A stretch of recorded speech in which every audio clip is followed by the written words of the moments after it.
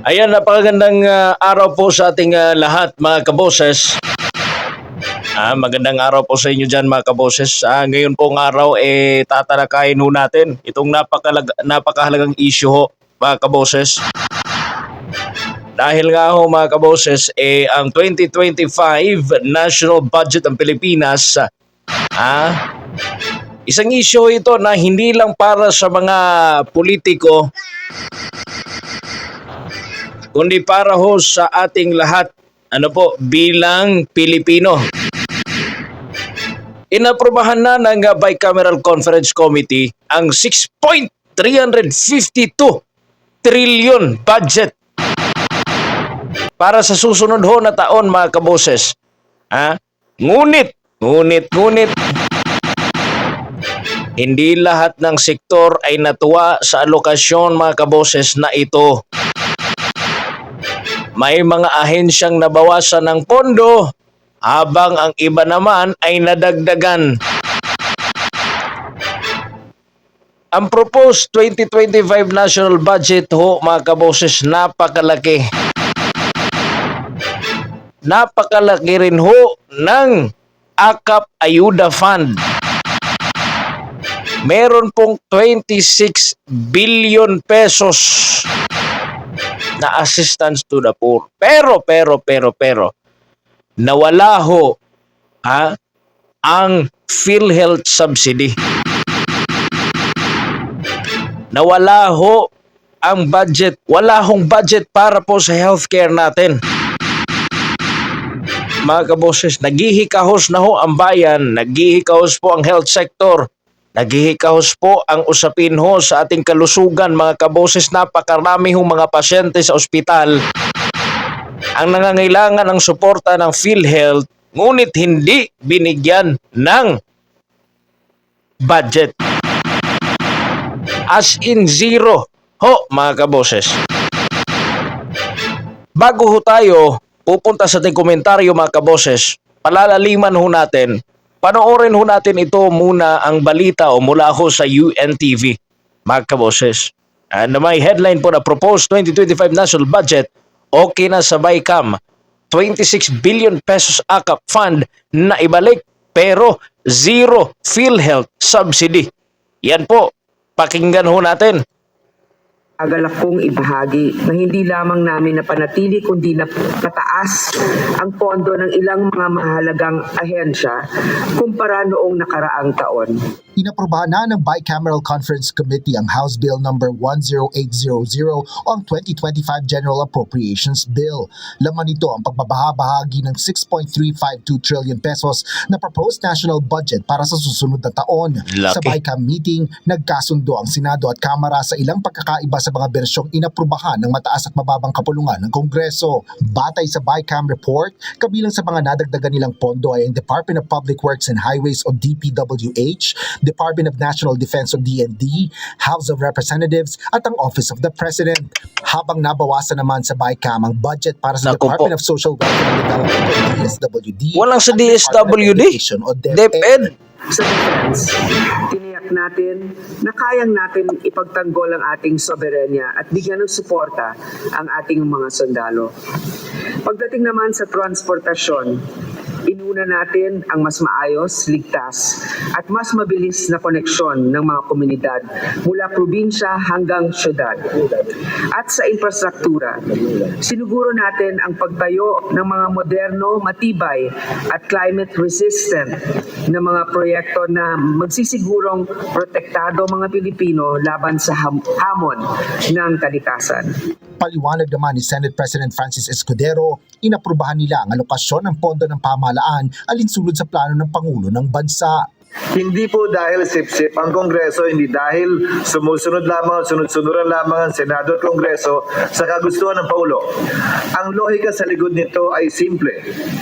Binigyan ng malaking mandato ng ating mga kababayan ng Pangulo para ipatupad yung kanyang mga pangako, plano at bisyon para sa ating bansa. Marapat lamang na bilang mga miyembro ng Kongreso, bigyang daan natin na magawa niya yung kanyang pinangako Sa kabila nito, inaprubahan ng BICAM ang pondo para sa ayuda para sa Kapos-Angkitan Program o AKAP na wala sa 2025 National Expenditure Program o NEP. Ang NEP ay ang panukalang budget na inaprubahan ng palasyo para sa susunod na taon. Muling naidagdagan 39 billion pesos na budget para sa AKAP sa 2025 GAB nang dumaan ito sa House of Representatives. Hindi ito inaprubahan pagdating sa Senado at sinunod ang bersyon ng NEP kung saan hindi ito kasama sa popondohan ng gobyerno. In-explica nila kung bakit ito ay isang paraan na mas makakatulong sa ating mga kababayan. Ito naman ay ating pinakinggan at pinagbigyan rin. Kaya lamang hindi namin pagkasunduan namin na babaan ang pondo para sa AKAP. So yung initial amount na hinihingi ng House na 39 billion if I'm not mistaken, medyo napababa natin sa about 26 billion or 20 plus billion. Kinumpirma rin ni Senador Poe na Hindi hindi nga na alam nadagdagan ang pondo ng Office of the Vice President o OVP alinsunod sa napagkasunduan ng mayorya. Inexplika ko naman sa kanila na meron namang pagkakataon yung Office of the Vice President na tumulong pa rin. Meron silang social services allotment na 600 million na pwede nilang gamitin para dyan. Hindi naman sila nawalan at yun nga yung sinasabi ko noong umpisa. Pero kayo nasobrahan. Capacitated pa rin sila. Para naman sa pondo ng Philippine Health Insurance Corporation o PhilHealth, inaprubahan lang ng BICAM ang paglalaan ng operating cost para sa naturang state insurer. Paliwanag ng mga Yun, batas, PhilHealth. hindi naman nagagamit ng PhilHealth ang subsidiya Wow. na ibinibigay ng gobyerno, habang mayroon pa niya itong nasa 600 billion pesos na reserbang pondo. Wow. So sa ngayon, ang PhilHealth ay hindi nabigyan ng budget sapagkat kailangan nilang gamitin muna yung kanilang reserve funds na kung nakikita ninyo, marami nang nagagalit dahil hindi nabibigyan ng tamang reimbursement. Hindi mabilis ang pagka-reimburse. Hindi kasi magpapasalamat sa inyo, yung mga tao. Na obligasyon ng gobyerno na bayaran ang premiums ng mga indirect contributors kabilang ang mga mahihirap, senior citizens at persons with disability o PWD.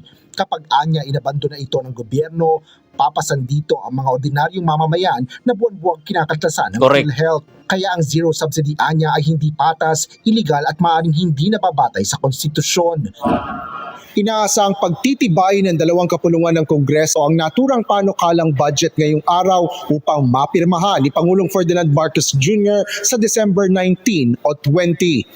Asher Kadapan Jr., UNTV News and Rescue.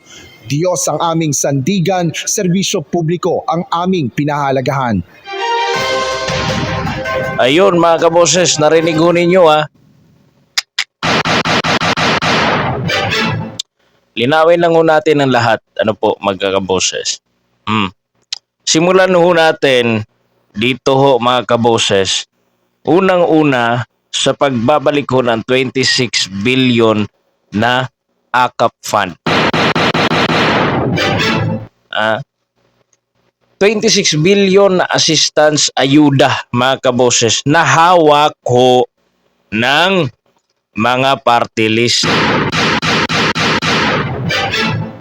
May mga programang pinondohan ang TUPAD, AX at CHED sa tulong-dunong ho mga kaboses. At saka po, no, pati na rin po kasi yung mga disbursement ng mga ayuda po may side din naman ho ng DSWD, pero yung DSWD ho kita nyo naman na bumaba no yung kanyang budget ho mga kaboses. Well, which is good thing naman ho na meron talagang AKAP fund, pero yung AKAP po is meron pong nasa likod ng mga politiko niyan eh. While pangalawa ho, zero subsidy ho ang PhilHealth. Ito po ang ahensya na inaasahan ho nating tumulong sa ating kalusugan. Philippine Health Insurance. Hindi ho nakatanggap ng kahit anong subsidiya para sa 2025 next year ho mga kaboses. Marami ho ang nagagalit. Marami ho ang nagtaas ng kilay. Bakit? No? Lalo't obligasyon ng gobyerno na suportahan ito ayon sa batas ho, mga kaboses.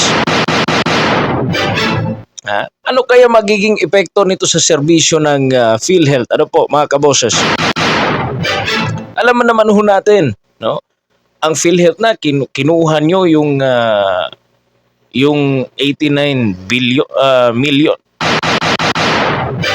Ano po, kinuha nyo yung 89 million na natira, no, sa natirang pondo ho ng PhilHealth at nilagay nyo sa National Treasury.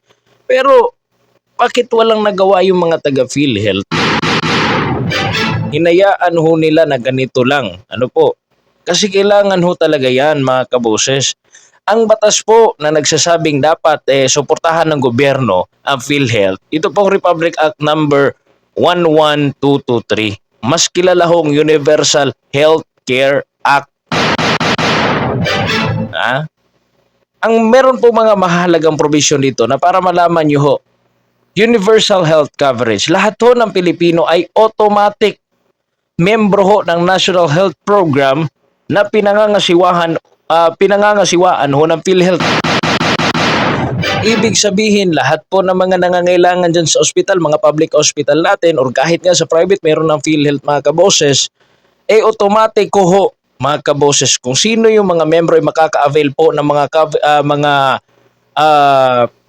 benefits po ng PhilHealth. Mga kaboses, mapapababa po. Yung may PhilHealth nga, libre na ho sa ating mga hospitals. Through the budget po ng ating gobyerno at mga contributions ng mga nagbabayad ho. Mga kaboses, yung mga nagtatrabaho, may mga premium sa PhilHealth, yun po. Mga kaboses. So, ibig sabihin ngayon, paano makaka-push itong PhilHealth sa kanilang services, mga kaboses, and paano matutulungan? Sinabi nila na mayroon pong budget. Noon nga mayroong budget yung PhilHealth. Bastante ho yung meron pong enough funds itong PhilHealth noon. Pero nahihirapan pa rin ho tayo, no, sa pagtulong doon sa ating mga mamamayan. Marami pong mga may sakit na nangangailangan ng suporta. Ano po, mga kaboses? Yung hinihilingan ng tao, mas dapat palakihin pa yung coverage ho ng PhilHealth. Gaya po ng sana malibre yung mga gamot, no, nabibilhin sa labas, mga kaboses. Kasi napakahirap ho nang wala kang pera tapos nagkakasakit ka. Yung iba napipilitan, mga kaboses, o natatakot na pumunta sa ospital kasi walang perang pambili ng gamot. Kaya yung ibang mga Pilipino natin ho, mga kaboses na mga kababayan, mga maralitang Pilipino, mas pinipili na lang ho na manatili sa bahay, magpapagamot sa mga albularyo o kahit na sino, mga kaboses, para makamura hanggang sa kahit doon na nga sa kanilang bahay, mga kaboses, sila namamatay kasi walang agarang aksyon. Walang medical na atensyon na nabibigay sa kanila kasi nga hindi sila confident na pumunta doon sa mga hospitals. Kasi kulang pa ho yung mga coverage ho na PhilHealth. Tapos kulang na nga noon, ngayong 2025, zero subsidy pa. Imbis na mag-improve ho, mga kaboses, itong programa ho para sa ating programa ho para sa ating health, mga kaboses, o itong insurance po natin para sa ating kalusugan, binawasan ho ng ating gobyerno. Hindi ko po alam kung saan talaga yung priority ho ng ating gobyerno, mga kaboses, yung sustainable na mga program. So itong biglang mawawala na parang bula na mga band-aid solution ng gobyerno kagaya ng ayuda. Isa lang yung tinitingnan ko dito, mga kaboses Kasi yung AKAP, sabi ko kanina may mga politikong wala ba naman akong question dan kung magbibigay sila ng mga ayuda ho sa ating mga kababayan. Ngunit, kailangan po natin i-considerate po. Meron po tayong consideration na kasi importante yung PhilHealth. Ano po, mga kaboses? Siguro, ayaw nila ng PhilHealth kasi hindi naman magpapasalamat yung mga tao sa politiko. Hindi magkakautang na loob yung mga tao ano po, sa PhilHealth. Pero kung sa AKAP ayuda siguro, sa tingin nila, kita nila mga kaboses na siguro magkakautang na loob yung mga tao sa kanila doon. Kaya huwag kayong magpamislead mga kaboses. Huwag kayong magpaloko. Kasi pera din natin yung inaayuda nila mga kaboses. Ano po? Alam naman ho natin yan lahat mga kaboses. Yung pondo po para sa PhilHealth, nakasaad sa batas na ang gobyerno sa pamamagitan ng taunang pambansang budget ay kailangan maglaan ng pondo para sa operasyon at serbisyo ng PhilHealth. Ang AX, wala ho sa batas yan. Yung AKAP, wala ho sa batas yan. Pero yung PhilHealth, nasa batas po. Mandatory field contributions. May contribution mula sa mga membro batay sa kita. Yes, yung mga nagtatrabaho, government at saka sa private. Ngunit may nakalaang subsidiya para sa mga indigent members, kayo mga hindi nagtatrabaho, mula ho sa gobyerno. Yan ho yung purpose ng subsidy. Magiging representante ho ang gobyerno na mabigyan, kasi karapatan ho ng mga tao na mabigyan ng meron pong sapat ho na access po sa health. Ano po? Sa pagpapagamot, mga kaboses. Kaya obligado ho ang gobyerno dyan. Bakit mahalagang may subsidy? Ang batas ho ay nagbibigay diin na ang PhilHealth ay isang government-mandated insurance provider. Dahil dito, may obligasyon ho ang gobyerno na tiyaking may sapat na pondo para sa mga serbisyo tulad ng hospitalization, gamot at iba pang benepisyo. Pero anong sinabi ho nitong Chis Escudero ho mga kaboses? Kaya nga daw ho sa zero subsidy yun kasi daw sa kapalpakan. Sino ba ang may palpak? Yung mga tao ba? O yung mismong taga PhilHealth? Bakit hindi nyo imbestigahan yung mga taga PhilHealth? Bakit nadadama yung mga tao dito? Ano po? Bakit parang ipinasa nyo sa tao yung burden? Yung hirap? Yan po yun eh. Yan po yung issue mga kaboses. Wala naman ho tayong problema kung may ayuda, pero sana naman ho, priority rin itong sa ating health. Kung hindi susuportahan ho ng gobyerno ang PhilHealth sa pamamagitan ho ng taunang budget, maaring maharap ito. Sabi nga nila mga kaboses, kasi nga hindi ito nakabase doon sa Universal Healthcare Act. At malinaw ho na sinasabi ho dyan na dapat tiyakin ng gobyerno ang pondo para sa pangkalahatang serbisyong pangkalusugan. Ano po mga kaboses? Grabe ho mga kaboses, no? Iwan ko lang kung anong nasa isip nila, bakit hindi nila nilagyan yung PhilHealth. Para sa akin, hindi enough itong reason na dahil palpak ho ang PhilHealth. Di sana ho, tinulungan ho ninyo kasi gobyerno rin yung PhilHealth ba? Ano po, mga kaboses? Ibig sabihin, palpak ho yung gobyerno sa pagbigay ng suporta doon sa PhilHealth. Di sana inayos nyo. Kung nakita nyo may problema, inayos nyo at in-improve pa sana. Hindi yung kukunan nyo ng budget for 1 year. Kawawa naman ho yung mga Pilipino natin na syempre, meron mga Pilipino natin na talagang nangangailangan ho ng tulong. Ito pa, binawasan po ang budget ng ating Armed Forces of the Philippine Modernization Program. Mula po sa original na 50 billion pesos, 35 billion pesos na lang po ang naaaprubahan para sa modernisasyon ng ating Armed Forces of the Philippines. Very critical po ang program na ito, yung AFP Modernization Program. Lalo na ho sa naghaharap po tayo ng tension sa West Philippine Sea, mga kaboses. Kaya kinakailangan ho ng ating mga sundalo na may sapat pong pondo. Pati ba dyan naman sa ating Armed Forces of the Philippines, kukunan nyo pa ng pondo? Ito pa, sa pagbawas ho ng Department of Transportation budget. Kung matatandaan nyo mga kaboses, meron pong proyekto tulad ho ng Mindanao Railway System. Ano po, may Mindanao Railway Project po, yung former President Rodrigo Duterte noon. Mapapadali po yung biyahe po ng mga islaw dito sa Mindanao. Mas mapapadali ho yung mga biyahe o mas mapapabilis yung biyahe mga kaboses. And part po ito ng pag-unlad po sana ng ekonomiya ng ating bayan, pati na ho sa isla ho ng Mindanao, mga kaboses. Pero hindi nila anong tawag nito? Hindi nila naging priority ito eh.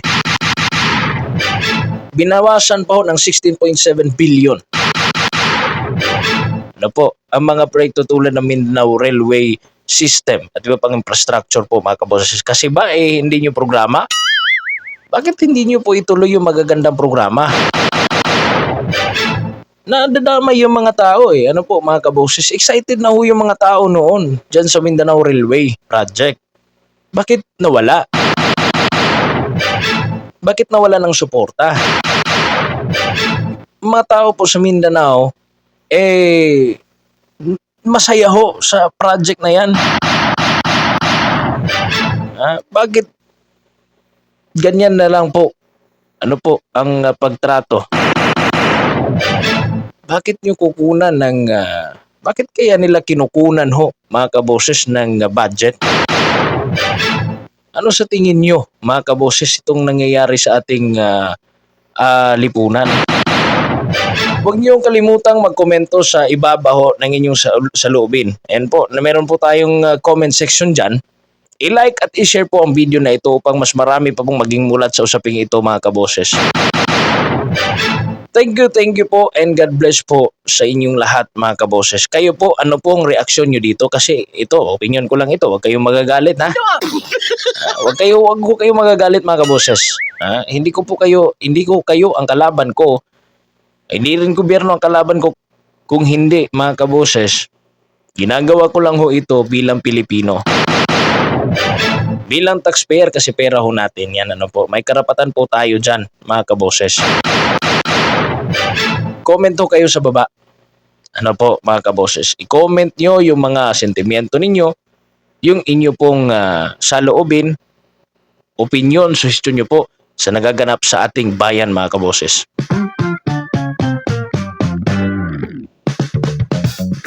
Like, follow, and share, subscribe, mga kaboses. Maraming salamat po sa pagsubaybay sa akin. Sa usaping ito, mga kaboses, sa atin pong budget sa ating bansa, mga kaboses. Talagang hindi ko maintindihan kung bakit nagkakaganito. Ano po, mga kaboses. Well, anyway, ako po ay naniniwala pa rin sa ating gobyerno, mga kaboses, na balang araw mau-okay din ang lahat. Masusuportahan po yung mga may sakit. Ano po, mas mapaparami po yung programa para sa kanila. At the same time, meron pa po tayong mga gagawin hong mga marami pang programs na magsagot po sa mga nauunang mga issue po. Ano po, mga kaboses, dito sa ating bayan. Vox Populi PH po. Maraming salamat po sa inyong pakikinig. God bless po sa inyong lahat and bye-bye.